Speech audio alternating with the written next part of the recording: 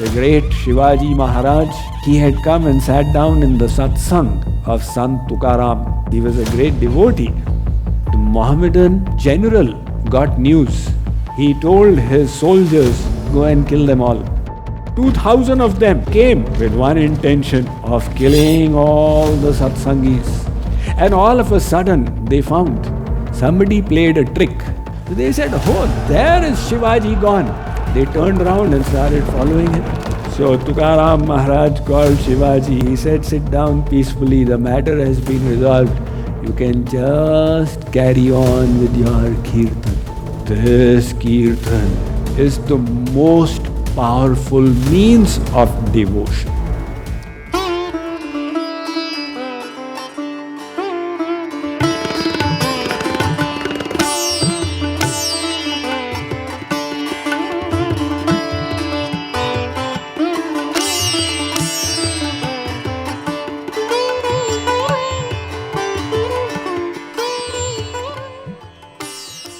So now he has told us, meditate on the image. So somebody says, what about the Navadha Bhakti? There's so many ways of doing Bhakti. Walking to the temple is also Bhakti. Doing the Aarti is Bhakti. Doing the Puja of the Murti is Bhakti. Cooking Bhog and offering it is Bhakti. There are so many forms of Bhakti. What about all of them? He says, do any of them alongside, based on whatever works for you. You are welcome to go to the holy places. You are welcome to do any puja part, your Sundarkand part, bhajan sandhya, whatever you wish. Any form of bhakti, do it. But this one bhakti is essential, and that is smaran bhakti. So the others are helpers. If you are an accomplished meditator, you don't need anything else. But the fact is that we are not accomplished meditators. May as well admit it. At least I am not, you may be. So, in this situation, the kirtan becomes helpful. When the senses are also engaged, they help keep the mind steady there. Just like if there's a room and the gust of wind is blowing right through, is it possible to keep the candle flame steady? There's a good chance it will go off with the breeze. And you shut off the windows. Now you see how steady the flame is. Likewise is our mind. When our senses are exposed to the world, the chance of the mind getting disturbed is high. But if you either block the other senses or engage them in your bhakti, now you have literally blocked out the world. In this state, it becomes easy to hold the mind steady. That is why physical bhakti is helpful. However, in the physical bhakti, the saints have chosen these two most important. You chant and you hear.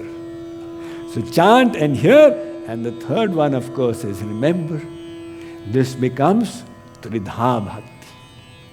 This Tridha Bhakti is the most powerful means of devotion.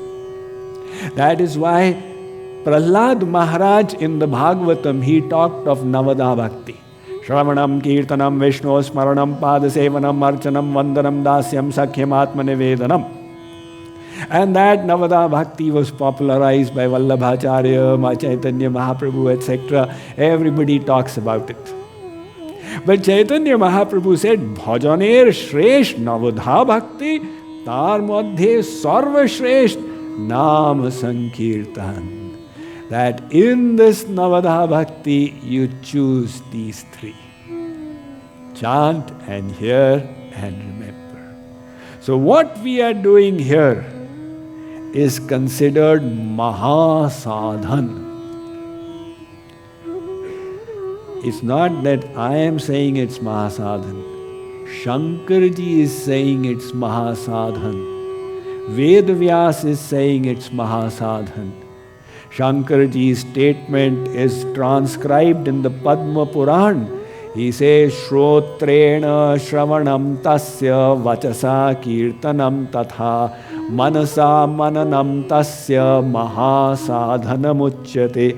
This is the Maha Sadhana. Why? Because in attaching your mind to the Supreme, these two external forms are the most effective. They don't distract you, you don't have to do too much of physical activity, and they help you in every way. And the power of the music, it enchants the mind, it enhances your inner bliss, and becomes a vehicle to facilitate the absorption of the mind. So this kirtan is so much praised in our scriptures. Avikari va sarva doshaika bhajanaha paramesh padam yati rama namanu kirtanat. The Adhyatma Ramayana says, no matter how fallen somebody was, through kirtan, they can easily purify themselves. Sarva dharma bahirbhutah sarva paparatas tatha muchyate natra sandeho vishnor namanu kirtanat. The Vaishampayan Samhita. I could go on telling you hundreds of quotations from the scriptures. So this kirtan is what was adopted by all the saints. If you see all the Bhakti saints, they adopted this style of sadhana called kirtan. You find it in the other religious traditions as well. In the Christian tradition, they sing carols. The Sufis, they are extremely fond of singing the kavvalis and ghazals, etc. And our Bhakti saints have written thousands upon thousands of kirtans. So this kirtan is extremely powerful.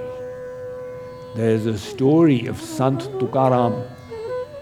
He has written his Abhangas, was very famous as the Shiksha Guru of Shivaji. So Shivaji's Guru was actually Samartha Ramdas. But he also used to do satsang of Sant Tukaram. So once Tukaram Maharaj was doing satsang. He used to love singing his Abhangas. The great Shivaji Maharaj, Maratha king, he had come and sat down in the satsang and was relishing the bliss. He was a great devotee. So at that time, the Mohammedan general got news that Shivaji is in the satsang of Tukaram Maharaj. He told his soldiers, go and find him out, bring him over, arrest him alive. So they went, they looked around through the window if they can recognize anyone. They could not recognize. They went back and said, we are unable to find him there. So the general said, in that case, go and kill them all. When you kill them all, Shivaji will also be included. He will also die. So this time they came, 2,000 of them, with one intention of killing all the satsangis. But as the saying goes, Rakhe Krishna, Mare ke. And Mare Krishna, Rakhe ke. If Krishna wishes to save, who can kill? And if Krishna wishes to kill, who can save? That is why the Bhagavad Gita ends out here, the last verse of the last chapter of the Bhagavad Gita. Sanjay, he tells Dhritarashtra, Yatra Yogeshwara Krishno Yatra Partho Dhanurdharaha Tatra Shrir Vijayo Bhuter Dhruvo Niter Mater Mama. Look, Maharaj Dhritarashtra, wherever there is Lord Krishna, the master of all mystics. And wherever there's Arjun, his foremost devotees, there will always be victory, morality, dharma, success, knowledge, wisdom. It is unavoidable. So these people are coming to kill Shivaji in the satsang. And all of a sudden they found somebody played a trick. And who was the person who played a trick? Their Ishtadev Vithaldev. He took on the form of Shivaji and he on a horse went galloping through the army. So they said, oh, there is Shivaji gone. They turned around and started following him. So he led them on a wild goose chase here and there until they were completely confused. And they came back and told the general that we tried to find him, he ran off, and there was no way we were able to locate him. The general could not understand how 2,000 people were made fool of. So Tukaram Maharaj called Shivaji. He came to know. He said, sit down peacefully. The matter has been resolved. You can just carry on with your kirtan. This kirtan, Chaitanya Mahaprabhu, he loved it so much. He was the one who popularized this kirtan parampara. And when he would chant the names of God, he would do it with so much of emotion that the animals would respond. And when he went through the forest of Jharkhand, the animals used to start dancing, responding to the divinity in the words that he was speaking. And this kirtan was so dear to Kripaluji Maharaj. In his youth, he used to lead it himself. And he would go on until around midnight when he would go into Samadhi, then he would stand up. And for an hour in the state of Bhav Samadhi, he would be dancing and singing. So that kirtan is the most powerful means of sadhana. Remember, two of them are helpers. Which ones? Chanting and hearing. And the main one is remembering. So he first mentioned the main one, do dhyan. Then he gave the assistants. So he said, if you like, you can do kirtan of the Naam, Roop, Gun. They will assist you. Or if you like, don't do the kirtan, only do meditation.